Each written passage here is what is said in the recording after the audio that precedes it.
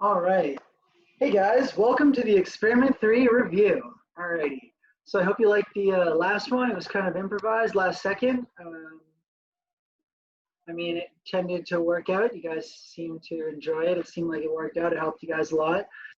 First things first, just to touch on the last reports you guys gave me, because I just finished grading all of them, reading them all. Great first attempt. Great first job to everybody. I'm very proud of you guys. However, I am looking overall for the majority of you, pretty much all of you, to make them a little bit longer in the discussion section. You can even shorten the abstract.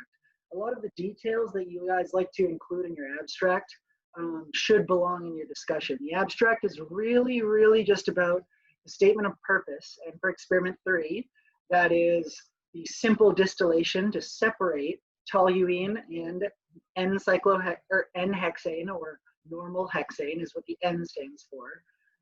So we're separating toluene and n-Hexane, that's the purpose. The technique would be simple distillation in this circumstance. That's 2 sentences for our abstract. Sentence 3 for our abstract are going to be your results, okay? And I don't want to hear quantitative results. I want to hear more something like n-Hexane or normal hexane was successfully separated from toluene using simple distillation because their boiling points separate by greater than 40 degrees Celsius, or their difference in boiling points is 42 degrees Celsius, if you want to be specific. More to include. Let's see. The procedure sections look great overall. I saw a lot of people numbering and doing bulleting. Some people just copied directly out of the procedure. All of those are great. I saw some people writing them in paragraph sections. Please refrain from doing that if you can. I'll be a little lenient the next time and comment on it, but if it happens again after experiment 3, worksheet, report, etc., it's not going to be great. But overall, so experiment 3 and experiment 4 are going to be reported as a combined worksheet. So you guys are going to have a worksheet with questions, like a twice as long worksheet with questions combining from experiment 3 and experiment 4 to kind of compare your ideologies of simple distillation to fractional distillation. So what I really want you guys to grasp from the simple distillation is that simple distillation is used to separate compounds, solvents, etc., that have boiling points that differ of greater than 40 degrees Celsius. Fractional distillation is to separate compounds of boiling point less than 40 degrees Celsius. So to give you an example of something you guys already have seen, you guys already know, simple distillation greater than 40 degrees Celsius. So if you had a mixture, I know we already mentioned that, actually here's one, acetone. Acetone is a common solvent. You guys use it to clean up in lab. If you guys actually were in lab this semester, unfortunately you're not. It's a jewelry cleaner, nail polish remover, does all sorts of stuff. And its boiling point is 56 degrees Celsius. And it is miscible, meaning it mixes very well with water. And water's boiling point is 100 degrees Celsius. So if you wanted to separate acetone and water and they were in a mixture, then you could easily do that using the same method that we used in experiment 3, the simple distillation, because they are greater of 40 degrees Celsius difference in boiling points. You have 56 degrees Celsius for acetone and 100 degrees Celsius for water. In your experiment, you have n-Hexane, normal hexane, whose boiling point is about 69 degrees Celsius, and then you have toluene on the other hand, whose boiling point is slightly above water, 111 degrees Celsius. So it gives it a difference of 42% or 42 degrees Celsius, which just puts us in the line of being able to properly separate it using simple distillation. Now, fractional distillation, which I'm going to talk about more in detail in the upcoming video, but I will touch upon it now just because you have to give both your report or worksheets, whatever. It's a combined worksheet for 3 and 4. So you have to give them combined, but I'll do two different videos for them. The fractional distillation is for less than 40 degrees. Or 40 degrees Celsius. So an example of that, and I'll give you guys another example in the next video, but maybe something that's kind of fun, relatable. Ethanol. You guys are in college, you guys like to have fun, you guys like to go to parties, people drink, you guys drink, and maybe whether or not you know this, the alcohol that you guys drink, because now, as you know, as organic chemists, there are a lot of different types of alcohols. So the alcohol that is kept in like beverages like beer and etc. that you guys might have from time to time is ethanol. So ethanol's boiling point in Celsius is actually about 78, 76 degrees. Actually, let me just check real quick to be certain. But water's, as we've discussed before, is 100 degrees Celsius. One moment. Yep, so it's 78 degrees. So about 79 degrees Celsius for ethanol. So that's less than 40 degrees. So you would, in that circumstance, use fractional distillation, which we'll talk about more later, but that's for more experiment 4. So just to go over your lab reports, abstracts looked well, but I want to reiterate again, abstract, I want the format, first of all, to definitely be abstract, something, procedure, something dotted, bulleted, numbered, etc. Data and calculations, all right, numbers only, typed out. Please don't put like a paragraph or a sentence. I know that some people like to do that, and I've accepted that, but I prefer just to see numbers there. And then we have our discussion section. That's pretty much your essay portion. The rest has just been like filling in formal or informal data. Now we're at the discussion. This is your opportunity to talk about the chemistry involved. This is your real opportunity to write your report. Up until this point, up until the discussion, it's just been entering data essentially. The abstract was kind of like entering data in a 3-sentence like summary, sort of, the purpose, the technique, and the result. But the discussion really needs to be everything put together. And this pertains to the questions you're going to have to answer in your worksheet as well, because I really want you guys to talk about the chemistry involved. For example, one of the questions was on your previous worksheet, what's the difference between gravity filtration and vacuum filtration? And obviously a lot of you guys put gravity filtration uses the force of gravity and vacuum filtration uses the force of a vacuum from the hose.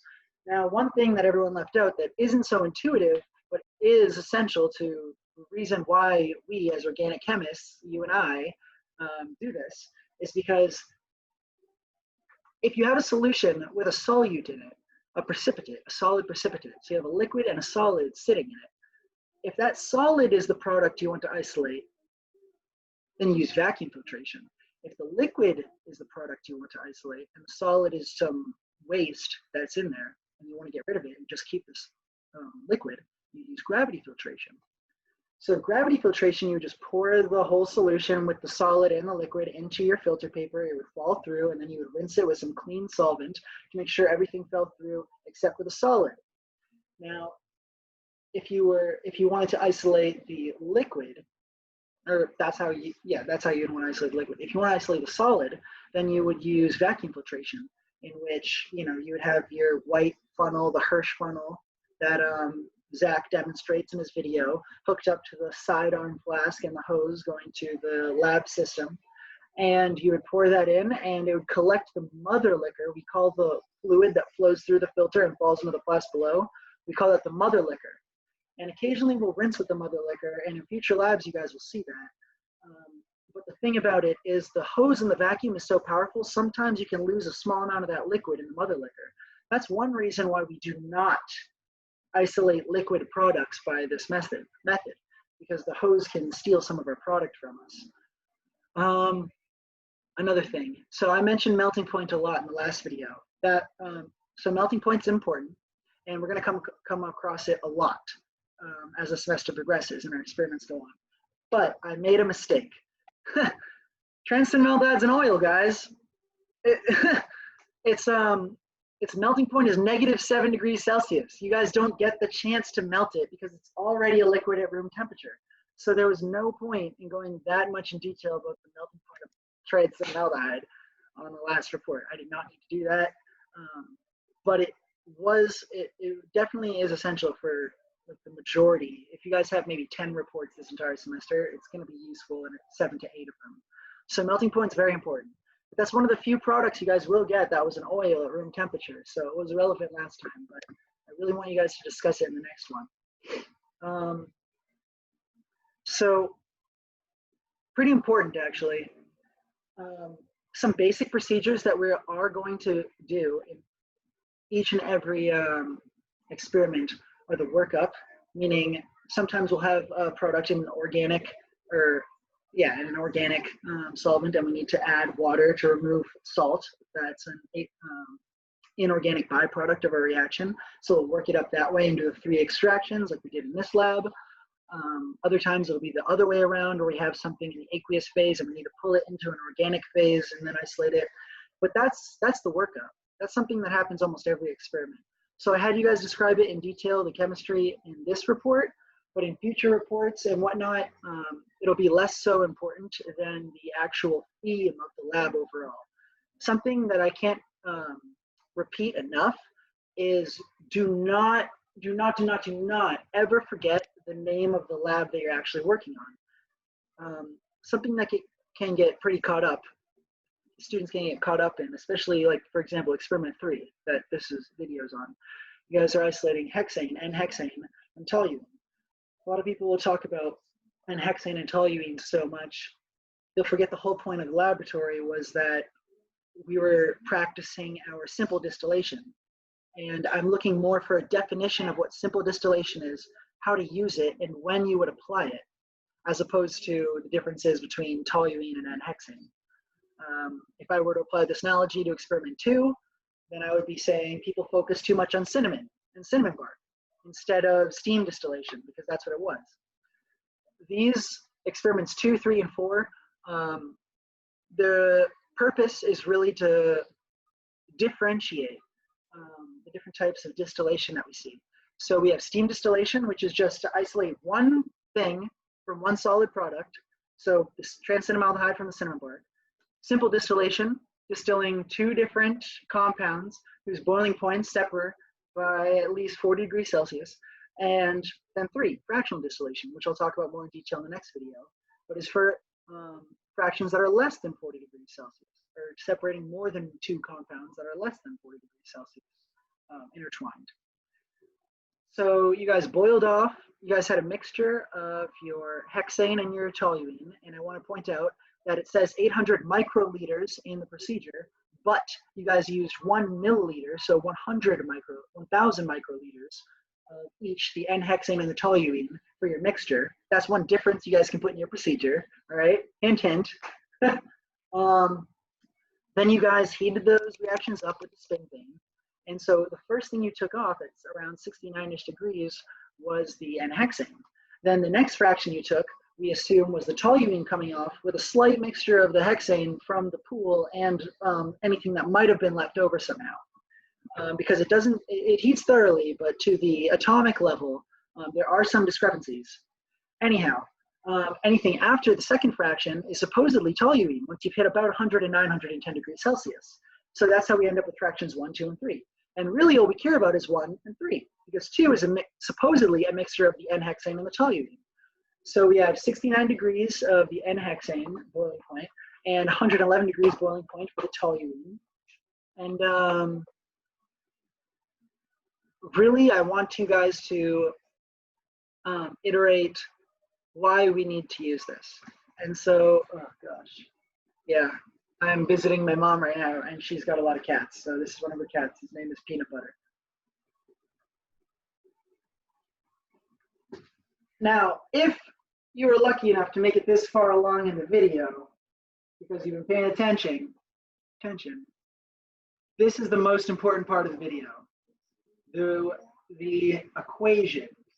This is, I can't believe I'm just realizing this now, but obviously this is probably going to show up backwards for you since I'm using a selfie cam on my laptop. I'm a knucklehead.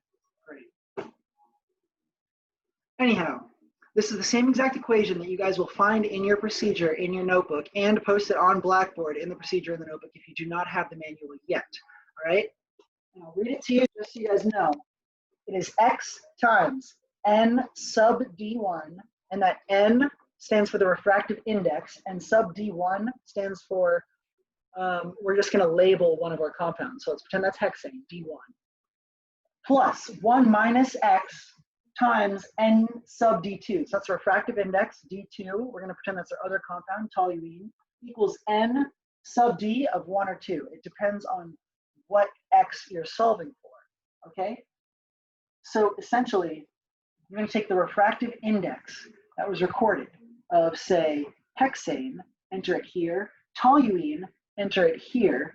And then if you're trying to solve the X for hexane, then you would plug this in as the same thing as ND1. So to reiterate, because I know that was confusing and you can barely see this board, it's pretty annoying. I'm going to turn this background crap off and say this one more time because it is hard to follow and you're reading it backwards because I'm a negative. So let me tell you what X stands for first of all. X is your composition, okay? So it's going to be a value of 0 to 1. It's your composition of the compound in question.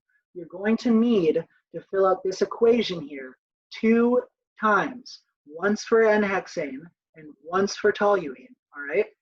The first time when you enter it for n-Hexane, X is X times ND1, all right? Put in the refractive index of hexane plus 1 minus X, all right? That remains itself.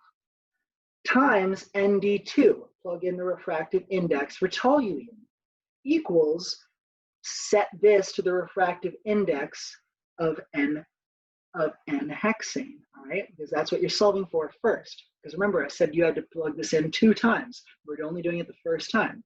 So the first time, let me say it one more time. X is the composition. So X times the refractive index of n-Hexane plus 1 minus X times the refractive index of toluene equals the refractive index of n-Hexane. And then all you have to do is solve for X. And the simplified versions of this equation are in your notebook. At the end of your notebook on step, I think it's 19 in the procedure.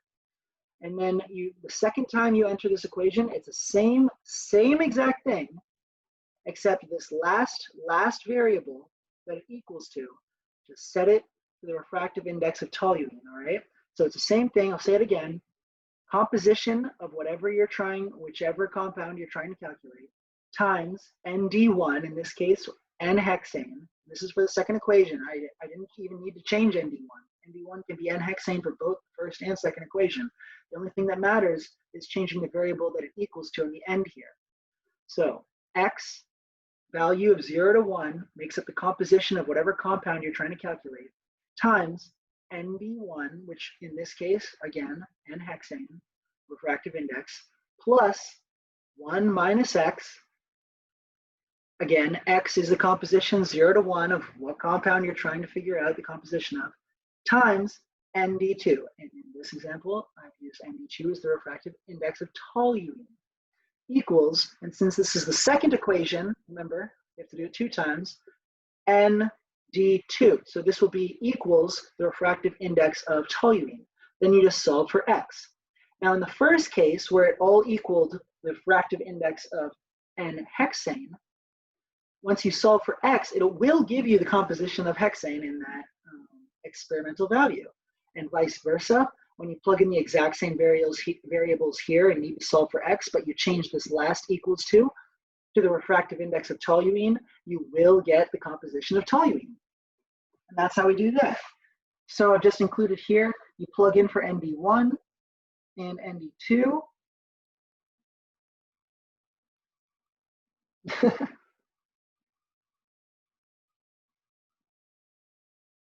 Yeah, so you plug in for the refractive index of the first compound, the refractive index of the second compound, for whichever one you're trying to solve for. Then you plug in for the vice versa, and then you just simply solve for X. And here I just included the structure of our n-Hexane and our toluene and their boiling points, just because I'm a nerd and I love chemistry. So I hope that helped. I'll be including another video to discuss gas chromatography. Last couple of minutes I'm going to use to discuss refractive index with you and what the heck that even is. Like, what is refractive index? Because I want to hear you guys talk about that in your lab report. Fun fact, I accidentally just pointed at you guys with 1 finger. I actually only point with 2 fingers because, fun fact, there isn't a single culture or nation in the world currently where two-finger pointing is offensive. So you can do this anywhere in the world and no one will ever incidentally get offended by it. Pretty cool, pretty irrelevant, but pretty cool. Anyhow, refractive index. So you're going to take your fraction 1, as you see Zach do in the video, and take a droplet of that and put it on your digital refractometry machine. He uses the analog, and it's a nice comparison. But if you actually were in lab, we always use have the students use the digital, just because it's quicker, easier, and more efficient. So you'll put a drop of your pure fraction 1 compound down in the refractometer after you clean it properly with the chem wipe. And what happens is, once you close the lid so it's in a sealed environment, the refractometer fires a laser of a very specific frequency, which we know. And it fires it through a vacuum. All right, so a very pristine vacuum where the light cannot be obscured by any atmosphere whatsoever. So then they take the angle of the light flying through the vacuum, all right, and they use that as the denominator to rationalize the fraction of the angle of refraction as it goes through your sample. So that sounded confusing as heck, I just realized. So I'll put it like this. Here's your laser beam, all right? And my fist is the sample. At this angle, let's say it goes in at 45 degrees, all right? And we all know the difference between refraction and diffraction because we're all scientists here and we're all gonna be doctors someday, right, guys? All right, cool. So diffraction is when this light beam is exploded, like, ooh, actually, that's cool. The light definition from the lamp I have here, it looks like a huge light funnel, so I'll use that. This pen is a beam of light going into my fist, and it's diffracting through my fist into that huge light beam, all right? So all the individual wavelengths are being separated into that huge wave spectrum. And that's also known as, that's another form of dispersion. But that's not what we're focusing on right now.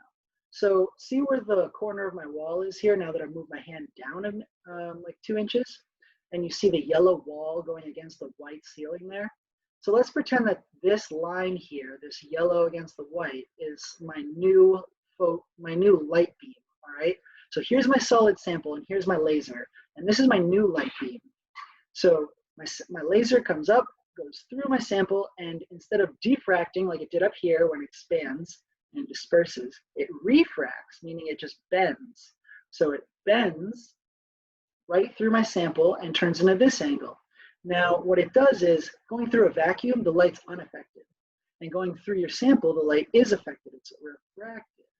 So you take we call it psi, it's just some Greek letter. So we really take the angle that it's refracted and divide it by the angle of the light in the vacuum, and that's how you end up with the refractive index. And every single compound has its own special refractive index. Just like when you have water, a glass of water, and you put a straw into it, and then you look at it from the side or from an angle, and you see like the straw doesn't look like it's connecting, or it looks bigger than the actual straw through just the glass, not just the water. That's refraction. So that's how it like magnifies the straw and actually puts it in a different position. So it looks like they're not even connected when you know they are.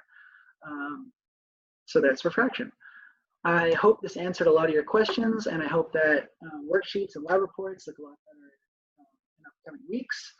I'm going to put another video out on experiment 4, which will also cover this same worksheet. But again, this is just to help you guys make your lab reports better. A lot of you received very good grades on your lab reports. I want to say this real quick. Just because you received good grades does not mean that if you continue to put the effort of work you're currently doing into your future reports, you will consistently get those same grades. You guys are all new to organic chemistry. And it's not hard, it's just different. I said that last time, that's true. But you don't get it overnight. So I'm not judging your reports critically, like seriously, like one of my peers, etc. Because I know you guys are all very new to this, and it's not, you don't just get it. So even if you got, say, like, if you got like a 79, all right, or an 80, all right, let's just go with 80. If you got an 80 on this first lab report, and you expect to get the same exact grade on the next lab report, but you put in the same effort and the same amount of work, don't expect that grade. I've put comments on almost every single report, and I expect improvement on every one of those reports in order to maintain their grades. If I see anything a little extraneous or extraordinary, or if I see the improvements I suggested and then a little more professionalism, then I'll boost your points up a bit. I'll point you in the right direction. It's kind of like, without reaching out to me and giving me a call, it's kind of like playing a game of hotter or colder. I'll tell you exactly what I'm looking for in the reports, and you guys will be graded completely, justly, fairly, etc. However, I will give you a little hotter, colder suggestion on points, and you'll notice it. Believe me, you'll notice it. Just in the grading. And if anyone has an issue with it, reach out to me. I mean, I have total control over your grades, and all I want is for you guys to learn organic chemistry and have fun this semester. I don't want it to be stressful or frustrating. You guys have enough to deal with already. If you're Farm D, believe it or not, this is the easiest year of all 6 years. It is. I mean, 5th and 6th year might feel easy after the decimation of 4th year, but 2nd year is real laid back. And it's because organic chemistry is your only core course, so you've got plenty of time to learn it, and I've got all the time in the world to teach to you guys, and that's all I love to do. So feel free to reach out to me. You guys never annoy me. Cool. We'll talk soon.